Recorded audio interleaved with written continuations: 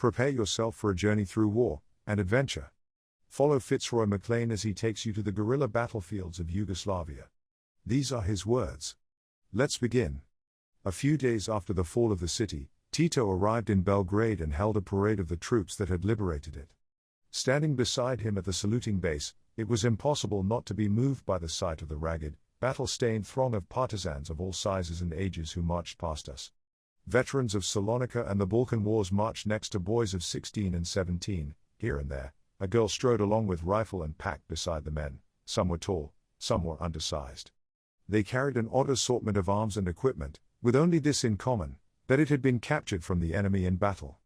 Their uniforms, also stripped, for the most part, from dead Germans or Italians, were torn and stained. They were slung about with water bottles, hand grenades, and strange odds and ends of equipment, for they had come straight out of battle and were going straight back into battle. Their boots were worn and patched. They looked underfed and weary. And yet, they marched well and held themselves proudly and smiled as they marched. Most of them were from First Corps. They had spent the whole of the last 3 years fighting. Since the spring, they had fought their way half across Yugoslavia. Now, after all the hazards and hardships they had endured, after the cold and hunger, the attacks and counterattacks, the ambushes and the long night marches, after the weeks and months and years of ever-present suspense and uncertainty, they were at last entering the capital as conquerors. With the fall of Belgrade, the guerrilla phase of the movement of national liberation had come to an end. There was still much bitter fighting to be done, but the days of true guerrilla warfare were past. Within a few weeks, Serbia, Macedonia, Montenegro, Herzegovina, Dalmatia, and large areas of Bosnia and Croatia were free. The Germans were by now in full retreat, and their strategy was solely directed to securing the communications along which their withdrawal was taking place. With this object in view, they concentrated the bulk of their resources on holding the main Sarajevo-Brod-Zagreb communication, together with the bare minimum of territory necessary for its defense. At the same time, they held the lateral communications connecting it with Bihać, Banja Luka, and Mostar, thus protecting the southwestern flank of the main line of withdrawal against the attacks of the partisans and against the possibility of an Allied landing in Dalmatia. Northeast of Brod, protecting the other flank of their withdrawal, now threatened by the whole weight of the Red Army, the Germans held in force the Srem, the wedge of territory bounded on 3 sides by the Sava, the Drava, and the Danube. Here a fixed front was formed, the Germans desperately resisting the attempts of a combined force of Russians, partisans, and Bulgars to break through towards Brod. Meanwhile, in the north of Yugoslavia, in Croatia and Slovenia, the Germans were preparing the lines of defense on which they ultimately proposed to fall back. In the space of 2 or 3 months, the war, from being a guerrilla war, a war of movement, had become a war of position, a type of war that was completely new to the partisans. Politically, too, the capture of Belgrade marked the beginning of an entirely new phase. The days were past when partisan statesmen and administrators needed to creep through the enemy lines at night to transact their affairs. Tito and the members of his National Council were now safely installed in the capital, and it was their business to govern and administer the country instead of stirring up trouble, to quell resistance instead of organizing it. This, also, was a big change. One thing was abundantly clear. The partisans had come to stay. Already they were in complete control of practically the whole of Yugoslavia. As I had always expected would happen, the German withdrawal was leaving them in sole possession. There were no serious competitors. The various Quisling administrations collapsed as soon as German support was withdrawn. Nedić had left Belgrade with the Germans. Pavelić was preparing to flee from Zagreb. The military and paramilitary forces which they had raised had either surrendered or were withdrawing northwards with the retreating enemy forces. As to the Chetniks, many had profited by the amnesty and joined the partisans. Others had thrown in their lot with the followers of Nedić and Ljotic and, like them, were withdrawing northwards with the Germans. Milović himself, with a small force of trusted followers, had withdrawn to the highlands of Bosnia, to those very parts where the partisans themselves had held out so long against the Germans. In the drawing rooms of Belgrade, there were rumors that with the spring, when the leaves were on the trees and the weather was better, there would be a Chetnik rising throughout Serbia. But for the present, there was no sign of any such thing, and the partisans were busy consolidating their already overwhelmingly strong position by all the means in their power. These were considerable. In the first place, their political, military, and administrative organization was efficient and far-reaching. It was not for nothing that their leaders were experienced communists, and they thus were able without further ado to assume control of all the key positions in the country. Wartime conditions favored centralization. A policy of state control and widespread requisitioning was easy to justify, and soon the greater part of industry and commerce was more or less directly controlled by the National Committee. The press and wireless had from the first naturally followed the party line. Finally, the introduction of conscription gave the central authority a convenient hold over every able-bodied individual in the country, while the possession of a very considerable body of armed men meant that its decisions were backed by force. By these familiar processes, much power was rapidly concentrated in the hands of the National Committee. Nor should it be supposed that the partisans at the end of the war did not enjoy a very considerable measure of genuine popular support. By their gallant struggle against the invaders during the war, they had won widespread admiration and approval, which had increased when they had finally emerged victorious. To many people, Tito and the movement of national liberation seemed to represent the best, if not the only, prospect of stable government, and that was an important consideration in a country that for 4 years had been racked by every kind of external and internal strife and dissension.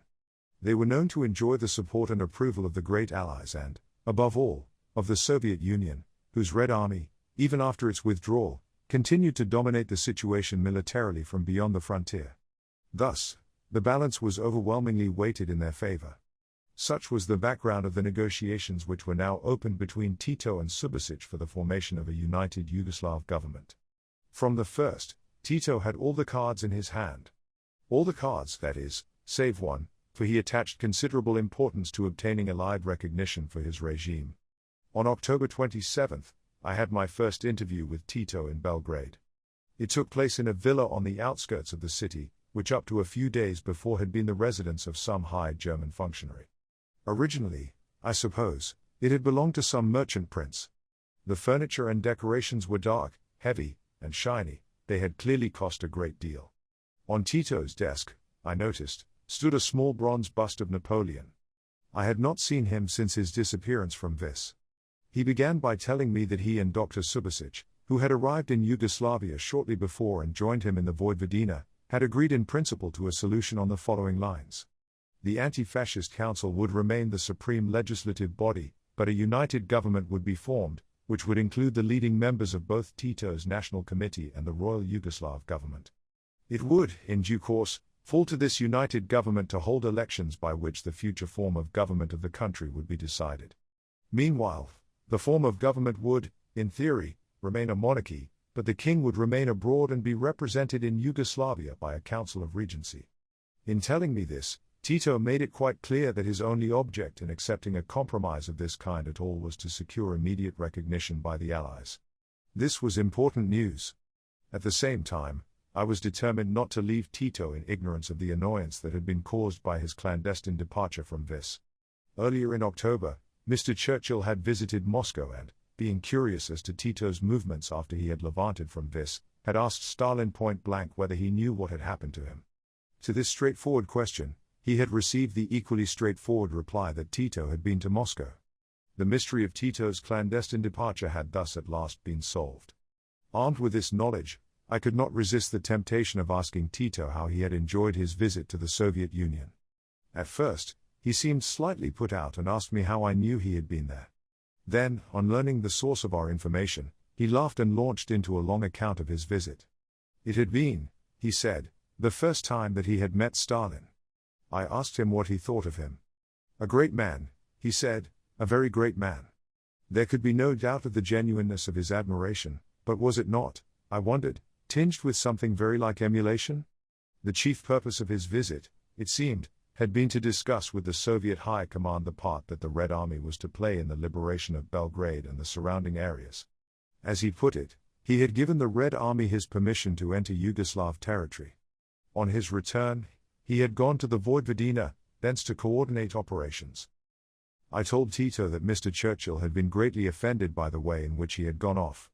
I told him, too, of the unreasonable behavior of his subordinates, of the friction, and endless minor difficulties which had arisen in his absence. At this, he seemed genuinely distressed. He said that he was sorry to hear that his subordinates had been unreasonable. Matters would be put right at once. He was also sorry to hear of the friction and would do his best to eliminate its causes. I replied that I was glad to hear this. But, I added, You don't seem to understand that what did the most harm of all was the way in which you yourself slid away without letting us know you were going." But Tito could not or would not see this. "Only recently," he replied innocently, "Mr. Churchill went to Quebec to see President Roosevelt, and I only heard of this visit after he had returned. And I was not angry. I decided that it would be better not to report this particular remark to Mr. Churchill." Meanwhile, Dr. Subasic had also arrived in Belgrade. He was accommodated in the Hotel Majestic, and there I went to visit him. I thought he looked a little worn. Sitting amongst the shiny yellow furniture in his bedroom, we discussed the prospects of reaching an agreement. He seemed pleased with the way things were going, though he said he found the partisans tiring to negotiate with. I knew what he meant. By November 2nd, a draft agreement on the lines indicated to me by Tito had been drawn up and accepted by both parties. It remained to see what the Allies and King Peter would think of it. Dr. Subasic and Tito suggested that I should take it to London and show it to Mr. Churchill. An airplane was provided and I flew home at once with the draft agreement in my pocket, while Subasic and Kardelj flew to Moscow to consult Marshal Stalin. When, a week or two later, I returned to Belgrade, I brought with me a message to Tito from Mr. Churchill, which, while showing no particular enthusiasm for it, accepted the draft agreement as a possible basis for an understanding. Dr. Subasic had by now also come back from Moscow, having seen Marshal Stalin and obtained his approval of the agreement. Stalin, he said, had been particularly insistent on the need for genuine democratic institutions. "None of your rigged elections." He had shouted merrily to Kardelj, and they had all laughed heartily. Thus encouraged, Dr. Subasic, after some further talks with Tito, now flew on to London to lay the draft agreement before King Peter. Meanwhile, not particularly relishing this new life, I settled down in Belgrade to conduct what was, in effect, the business of a full-sized embassy on top of our work as a military, naval, and air mission, which had also increased enormously. That I was able to get through it at all was due, in the first place, to the keenness and adaptability of a staff, who, coming straight from a relatively active and exciting life in the woods and hills, now converted themselves, in the space of a few weeks, to a chair-borne force of exemplary efficiency. Vivian Street was now back with his regiment in Italy, and Andrew Maxwell acting as my second-in-command in Belgrade, while John Clark commanded my rear headquarters in Italy. John Selby, who had returned to me after helping to train the nascent Yugoslav Air Force in North Africa, was again in charge of all air matters, and a number of my other officers from different parts of Yugoslavia had been absorbed into the headquarters staff: Richard Keane from the Vojvodina, Stephen Klisold from Croatia, Toby Milbank from Bosnia. Freddie Cole took over our administration. Sergeant Campbell and his wireless operators were in charge of the wireless communications with London and Italy, and now handled the signal traffic of a large diplomatic mission. Sergeant Major Charlie Button and Sergeant Duncan, resplendent in new suits of battle dress, had transformed themselves into Major Domo and Head Chancery Servant, respectively. Belgrade, like all newly liberated towns, was a strange place to live in. There was no lack of reminders of the recent past. Torn notices, signed by the German commandant, still flapped from the walls, proclaiming mass executions of civilians as a reprisal for partisan activities. Outside the town lay the grim hutments of a vast German concentration camp. Burnt-out tanks, destroyed in the battle for the city, still littered the streets, and here and there little wooden crosses in the squares and public gardens, or by the side of the street, marked the scattered graves of partisans and Russians who had been killed in the fighting. Every fourth or fifth house, too, in the tree-lined stucco-fronted avenues, bore signs of damage, for Belgrade had suffered badly from air bombardment, both at the hands of the Luftwaffe in 1941 and in subsequent Allied raids during the German occupation, and there had been further destruction during the recent fighting. The royal palace, from the windows of which the bodies of King Alexander Obrenović and Queen Draga had been thrown by supporters of the rival dynasty 40 years before, had received a direct hit from a German bomb and lay in ruins. Nor was the ruined palace our only reminder of dynastic difficulties. Soon after we reached Belgrade, an elderly gentleman, wearing a beret, called at my headquarters. He introduced himself as Prince George Karageorgevich, King Alexander's elder brother and the uncle of the present king. Then he plunged straight into his life history. It was, he said, an exaggeration to say that he had murdered his valet. His enemies had made unfair use of the incident. If he had his rights, he would be king of Yugoslavia today. Someone asked him if, apart from this, he had everything he needed. Yes, he said, everything. The partisans had been very kind. They had given him back his car, which had been requisitioned during the fighting, and now Tito had sent him a present of food. It was nice to find someone who appreciated him. And he stumped off, a mildly disgruntled royalty, his beret set at a jaunty angle over one eye. For several weeks after our arrival, the streets were enlivened at night by periodic rifle shots and bursts of machine gun fire, as stray Germans, who had been left behind in the retreat and had gone to ground in attics and cellars, emerged and sought to fight their way out. The Russians, who were apt to let off their weapons from sheer joie de vivre, and, one day, as some of my officers were sitting in the mess, listening to the wireless, a drunken Red Army soldier lurched in, unannounced, and laughingly discharged his Tommy gun into the loudspeaker. Then there was the incident of the jeeps. The American mission kept their jeeps outside their door. Having, like so many of their countrymen, a generous faith in human nature, or perhaps because they were just rather careless, they did not bother to padlock the steering wheels. We of the British mission, belonging to an older civilization, took a more cynical view of humanity. Our jeeps were heavily padlocked and hidden away in a garage. The very first night, all the American jeeps disappeared, while ours remained intact. We condoled with our American colleagues and congratulated ourselves rather smugly on our foresight. We also took the additional precaution of asking the partisans to post sentries outside the garage. This precaution turned out to be fully justified. Next day, when we went to fetch our jeeps, we found our partisan sentry contemplating, not without pride, the body of a soldier in a Russian uniform, whom he had apparently shot in defense of our jeeps. We hoped that this drastic remedy would at any rate put a stop to this epidemic of jeep stealing. But our hopes were not justified. Next morning, early, when we went to the garage, our jeeps were gone. Lying on the floor were the padlocks, neatly filed through, and the body of the partisan sentry. It was, we were assured, the work of fascist provocateurs. Bit by bit, conditions became more normal. Gradually the debris in the streets was cleared away by enthusiastic gangs from the various communist youth organizations and considerably less enthusiastic townspeople detailed for compulsory labor service. The last Germans were winkled out and disposed of. The bulk of the Red Army moved on to fight fresh battles further north. The exuberance of the remainder was curbed by savage disciplinary action. Food supplies, which in the early days had threatened to fail owing to lack of transport, were reorganized. Shops, schools, churches, theaters, and a solitary nightclub called the Tsar of Russia and much patronized by Red Army officers, reopened. Slowly, very slowly, all kinds of citizens who had thought it wiser to lie low at first began to emerge. It would be a mistake to suppose that the liberation of Belgrade from the Germans had been a welcome event to the whole of the population. Many, it is true, had cheered the partisans and the Red Army when they entered the city. But some, convinced by constant German propaganda or by what they had heard from other, less suspect, sources, went in terror of the Bolshevik hordes, fearing for their lives, their religious beliefs, and their property. Others had consciences that were far from clear. It had not, it must be remembered, been easy to survive in Belgrade under the Germans unless you were prepared to collaborate with them to some extent, and those citizens who for the past 3.5 years had worked for the enemy were not unnaturally inclined to view with apprehension the victorious return of their compatriots who had spent the same 3.5 years fighting them in the mountains and forests. Tito, meanwhile, had moved into the White Palace, Prince Paul's former residence on the outskirts of the city, and there, almost daily, I repaired to confer with him.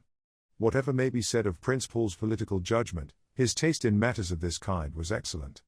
The White Palace had been built by him a few years before the war in the style of an English Georgian country house at home. It was charmingly furnished and contained a remarkable collection of books and pictures. These had not suffered at all at the hands of the Germans, and Tito had had the good sense to leave them as he found them. He explained meticulously that Prince Paul's property had been confiscated because of his treasonable behavior. King Peter's, on the other hand, had not yet been touched. The first time that I visited him in his new surroundings, he had only just moved in, and together we explored the palace, literally from attic to basement. Upstairs, we found Olga, temporarily combining the functions of housekeeper with those of private secretary, busily engaged in having the royal cipher unpicked from the bed linen. As she pointed out, it would hardly have done for a man of the Marshal's political views to sleep between sheets embroidered with a crown. After admiring the furniture, books, and pictures, we went down into the cellar, which we found stacked with great black boxes. These, on inspection, proved to be full of gold plate. "What can this be?" said Tito, pulling out a great gilt pot with a heavily embossed lid. After I had diagnosed it provisionally as a soup tureen, we pushed on still further. The cellar, we discovered, masked the entrance to a labyrinth of underground passages elaborately fitted up with bathrooms and air conditioning apparatus, designed apparently both as an air raid shelter and as a means of escape from an angry mob, for one of the passages had a secret outlet a mile or two away in the woods. Not perhaps an altogether superfluous precaution, when it is considered how many of the regent's predecessors had met violent ends. On my way up, I had already noticed the great square blocks of barracks that surround the hill on which the royal palace stands, a piece of town planning that also possessed a certain political significance. In the Balkans, the tradition of violence is old established and deep-rooted. Tito, with his natural liking for the good things of life, soon settled into his new surroundings as if he had lived in palaces all his life. His suits and uniforms were made by the best tailor in Belgrade, his shirts came from the most fashionable shirt maker, he ate the best food and drank the best wine, the horses he rode were the finest in the country. But amidst all this magnificence, it is only fair to say that, to those of us who had known him before, he remained as friendly and as simple in his approach as ever. But, now that Belgrade had fallen, most of my mission felt that the original purpose for which we had been sent to Yugoslavia had been fulfilled, and were already on the lookout for some new guerrillas to attach ourselves to in some other part of the world. I myself had asked to be allowed to leave Yugoslavia as soon as a united government had been formed and regular diplomatic relations established, and this had been agreed to. Meanwhile, it remained to form a united government and establish regular diplomatic relations, which was easier said than done. In London, Dr. Subasic, supported by Ralph Stevenson and Vlatko Velebit, was trying to find a formula that would reassure King Peter, satisfy Tito, and provide the Allied governments with a convenient way out of the dilemma in which they found themselves. It was a difficult and thankless task. King Peter, quite naturally, was not easy to reassure, and Tito, sitting in Belgrade with all the cards in his hand, was not easy to satisfy. The Allied governments, for their part, confined themselves to emphasizing the need for haste and the importance of truly democratic institutions. From Moscow, from time to time, came a casual hint from Marshal Stalin that he was getting sick of the whole thing. I was kept informed by telegram of what was happening and, in turn, passed the information on to Tito. In the meantime, there was plenty to keep us busy in Belgrade. With the advance of the Allied armies into northern Italy, we needed naval and air bases on the eastern side of the Adriatic. Of late, local partisan commanders had shown themselves highly suspicious of our intentions in such matters, and extremely uncooperative, and in Tito's absence, this had given rise locally to considerable friction.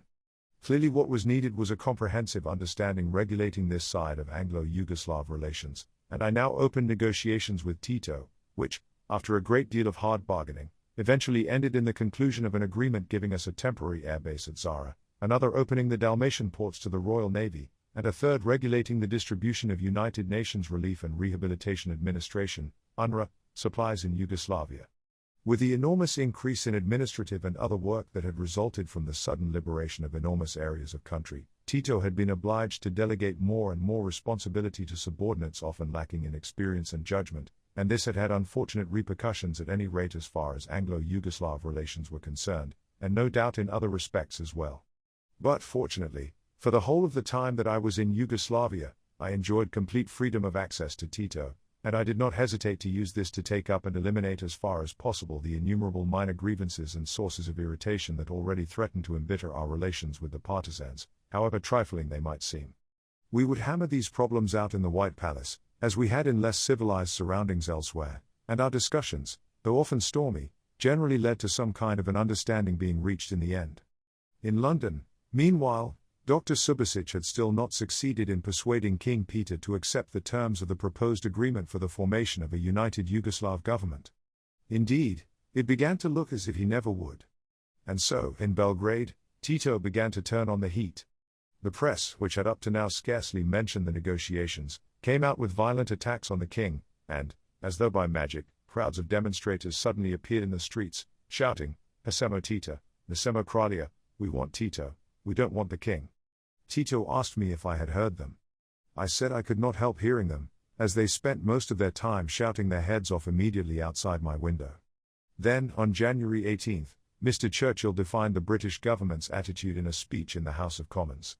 "It is," he said, "a matter of days within which an agreement must be reached upon this matter, and, if we are so unfortunate as not to obtain the consent of King Peter, the matter will have to go ahead, his assent being presumed. At the same time, he once again made it clear that we were not concerned to see one kind of regime rather than another set up in Yugoslavia. We have, he said, no special interest in the political regime which prevails in Yugoslavia. Few people in Britain, I imagine, are going to be more cheerful or more downcast because of the future constitution of Yugoslavia. This reassured Tito, who until then had suspected that we might be going to try to restore the king by force, and now knew that he had little more to worry about. At our interviews, his manner became increasingly jocular. But there was a surprise in store. On January 22, with no warning to anyone, the king informed the press that he had lost confidence in Dr. Subasic and had decided to dismiss him and his government. He was, he hinted, thinking of getting in touch with Tito directly. "Do what you can to keep Tito calm," telegraphed the Foreign Office, now thoroughly alarmed. But there was no need. Tito had never been calmer. The whole thing, he said, was as good as a play. For over a month, the affair remained in this indeterminate state. Relations between the king and Dr. Subasic were resumed, and gradually the points at issue were narrowed down to the choice of the three regents, whose function it was discreetly to keep alive the monarchic principle in Yugoslavia until elections could be held. On this purely academic question, for it had been clear from the first that the regents would be no more than figureheads, endless telegrams passed between London and Belgrade. It was clearly essential that all three regents should be real, 18-carat, brass-bottomed Democrats. But, as usual, it all depended on what you meant by Democrat. The rival claims of a number of elderly and experienced Serb, Croat, and Slovene politicians were advanced and discussed, and accusations and counter-accusations bandied backwards and forwards in true Balkan style. In the ensuing confusion, at least one candidate was rejected by the party that had originally proposed him, on its being discovered that he had already been proposed by the other, while another old gentleman, described to me as being universally respected, was found, after his name had gone forward and seemed likely for once to meet with general approval, to have been dead for some time. It looked as if this bargaining might go on forever. Then, early in February, while the snow still lay in the streets of Belgrade, we learned that the big three, Churchill, Stalin, and Roosevelt, were meeting in the sunshine at Yalta, by the shores of the Black Sea. Yugoslavia, we knew, would be on the agenda, and, in some suspense, we waited for the thunder to issue from the Crimean Olympus. In due course, the combined oracles spoke. There was the traditional reference to democratic principles. Shorn of these adornments, the utterance amounted to an exhortation to Tito and Subasic to get on with it. There was no mention of King Peter. This clinched it. King Peter gave in. The proceedings in London were brought to an abrupt end. Within a week, Dr. Subasic and his government had arrived in Belgrade, with a mandate to come to terms with Tito as quickly as possible. The end was now in sight. It had been decided that Ralph Stevenson, who for nearly 2 years had been our ambassador to successive Royal Yugoslav governments in exile, should, as soon as a united government, also technically royal, was formed, simply transfer himself to Belgrade, thus tacitly emphasizing the continuity of the monarchic principle. Preparations were made to fly him in as soon as the new government was in being, and I got ready to leave. Shortly before I left Belgrade, Field Marshal Alexander, who had recently succeeded Field Marshal Wilson as Supreme Allied Commander, came over on a visit. It was a great success. Tito, who knew something of Alexander's record in both wars, had taken a liking to him when they first met at 15th Army Group headquarters, while the Field Marshal, for his part, genuinely admired Tito as a guerrilla leader and recognized his undoubted services to the Allied cause. The visit was made the occasion of a series of entertainments of unparalleled magnificence, culminating in a ball given by Tito at the White Palace, which incidentally also served as a farewell party for myself. From Belgrade, the Field Marshal, taking me with him, went on to visit his Soviet opposite number, Marshal Talbuhian, commanding the 3rd Ukrainian Front, which was then thrusting a victorious spearhead far into Eastern Europe. For 3 days, we lived in a haze of vodka in a nameless village in Hungary, from which all the inhabitants appeared to have been removed and their place taken by high-ranking officers of the Red Army. But, although a great deal of very intensive banqueting and toast drinking was done, very little military information was exchanged, the Russians remaining cordial but evasive. One small incident sticks in my memory, a reminder of earlier years. Sweet Crimean champagne had succeeded the vodka and had in turn been replaced by sticky brandy from the Caucasus. Enormous sturgeon, roast turkeys, and whole-stuffed sucking pigs, gaping hideously, followed closely on a great bowl of iced caviar and a formidable array of hot and cold zarkuski, Now, an elaborate iced cake, surmounted by allegorical statuettes and patriotic symbols worked in pink sugar, had made its appearance, and yet more bottles and glasses. Practically no one in the room except the clumsy white-coated waiters was under the rank of general. Everyone was feeling happy, relaxed, and expansive. Toasts were being bandied back and forth, and the high-ranking officers present, fresh from their victories, were beginning to laugh out loud and shout merrily to each other across the long, heavily laden table. How different, I reflected, from Moscow before the war. My neighbor, a solid-looking man of indeterminate age, with a sallow complexion and square, grey, closely cropped head, wearing on his stiff gold epaulets the 4 stars of a full general of the Red Army, turned affably towards me. As he turned, the glittering rows of medals and decorations on his tunic clinked impressively. I noticed that he was wearing the insignia of the Order of the Bath, negligently clamped to his stomach. "And where, Comrade General," he asked amiably, "did you acquire your present grasp of the Russian language?" I told him, in the Soviet Union, before the war. This surprised him. He repeated his question, I repeated my answer. There was no getting away from it. He paused to consider the strange phenomenon of a foreigner who had actually lived in the Soviet Union. Then he asked, "For how long? In which years?" I told him 1937, 1938, 1939. Suddenly a constrained look clouded his large, friendly face, a look that I remembered seeing on faces in Moscow in the old days. Even now, in the midst of all this jollity, the memory of the Great Purge was very much a reality. They must, he said, have been difficult years for a foreigner to understand, and turned hastily to his neighbor on the other side. On my return to Belgrade, everything was in the air again. Tito, King Peter, and Subasic were back at their old game of arguing about the regents. Unhappily, I resigned myself to further delays. Again, I spent long hours closeted alternately with Tito in the White Palace and with Subasic in the Hotel Majestic. Again, I exchanged frantic telegrams with London. Then, suddenly, at the beginning of March, something happened in London. The King's latest objections to Tito's latest candidate were withdrawn. It was announced that an agreement had been reached. Everything was over bar the shouting.